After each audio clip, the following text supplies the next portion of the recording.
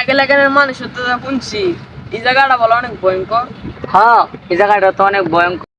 গাছের উপরে বলে ভাই জিন আছে। ভাই, গাছের উপরে এক বিশাল বড় জিন আছে, কিন্তু আমি ওইসব জিনগুলারে ভয় পাই না, বুঝছো?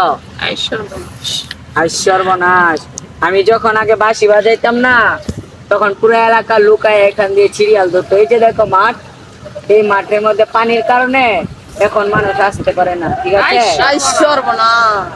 সর্বনাশ, শুধু এটাই না, এই মাঠ পুরোটা ভরে যেত আমার গানের সুরে।